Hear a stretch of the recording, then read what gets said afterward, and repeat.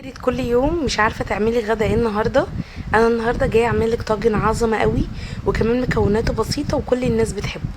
ولو اولادك مش بيحبوه بالطريقه دي اكيد هيحبوه وكمان هيدمنوه ويطلبوه منك كتير. انا النهارده معايا طاجن البيض بالصلصه، حلو قوي قوي، جنبه شويه رز بشعريه، شويه سلطه، شويه مخلل، حبه تكليب العيش زي ما انت عايزه. في طاجن على النار، بس تبقي متاكده ان الطاجن بتاعك سمكه تخين عشان يستحمل حراره منه للنار على طول، لان في طواجن بتفرقع. تمام.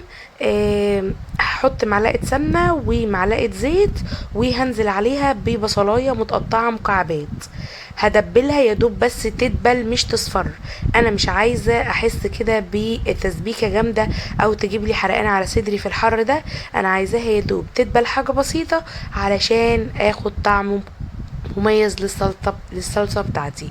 هدبل كده البصله، وهنزل عليها بمعلقه صلصه بيوريه. اي نوع صلصه انت بتستخدميه مفيش مشكله. اول ما تدبل معايا على طول هنزل بمعلقه الصلصه علشان تاخد تشويحه كده على النار، وكمان هحط عليها رشه سكر عشان ما تبقى متعادله مع الحمضيات بتاعتها.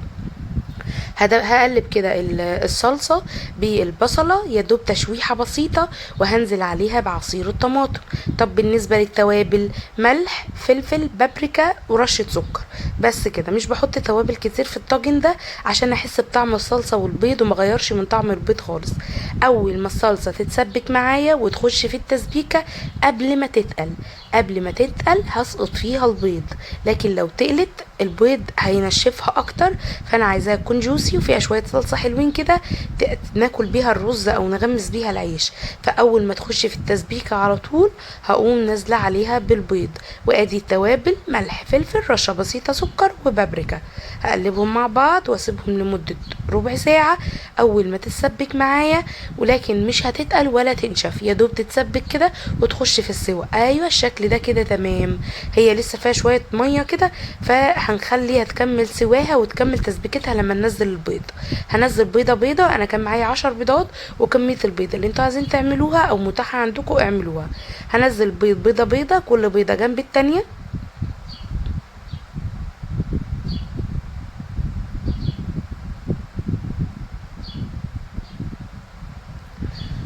وبعد كده هرش على الوش رشه فلفل اسمر، وهسيبها تكمل سواها. في الوقت ده انا يعني اول ما بتغلي، بعد ما بحط كميه البيض كلها وبتغلي اول غلوه بالبيض، بقوم موطيه عليها عشان البيض يستوي.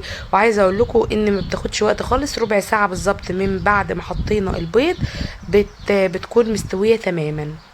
وبتكمل بقى سواها. عايزه تنشفيها خالص وتخلي الصلصه ناشفه وتدخليها الفرن تاخد وش في الفرن مفيش مشكله، لكن انا بحبها طريه، حتى ما بحبش انشف وش البيض، وبحبه طري كده عشان اولادي يحبوه. كنت في الوقت ده بعد ما سبت البيض يستوي كنت عملت شويه رز بشعريه، حمرت الشعريه في سمنه وزيت، وخليت الرز يتشوح معاه شويه، ورحت سقيها بميه مغليه، ورحت على طول حاطه شويه ملح. عقبال ما البيض استوى كان الرز استوى، وكنت عملت طبق سلطه، او تعملي طبق مخلل، رشه فلفل اسود على وش البيض من فوق عشان لو في اي زفاره في البيض تروح.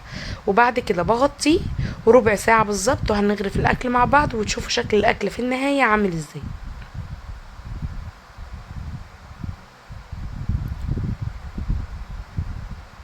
ده بقى شكل الطاجن بعد ما خلص. شايفين كده بيبقبق ازاي؟ ريحته عايزه اقول لكم خطيره جدا، طعمه رائع. شويه رز بقى كده نقدمهم بشكل حلو، ونجيب بيضه ونحطها جنبها بشويه صلصه، وتشوفوا بقى الطبق ده رايح في حته 10 خالص. طعمه خطير وكمان بسيط جدا. هحط شويه سلطه بقى عليه، تحطي مخلل زي ما انت عايزه. الصلصه شايفينها انا ما نشفتهاش قوي عشان طعمها يكون جوسي كده، وتكون البيض واخد من الصلصه والرز كده طعمه، يعني الميكس كله على بعضه كده خطير. شويه رز مع شويه الصلصه دول، والله العظيم يعني اكله بسيطه وحلوه، والبيض مش غالي يعني. تقدروا بدل ما تعملوا لحمه فراخ تعملوا البيض، وتغيير في نفس الوقت. يا رب الفيديو اللي عجبكم ما تنسونيش في اللايك والشير وسبسكرايب للقناه وتفعيل زر الجرس عشان يوصلكوا كل جديد. ولو بتتفرجوا على الوصفه دي على الفيسبوك اعملوا شير للوصفه عشان الكل يستفاد منها. كنت معاكم الشيف بشيحه، ومع السلامه.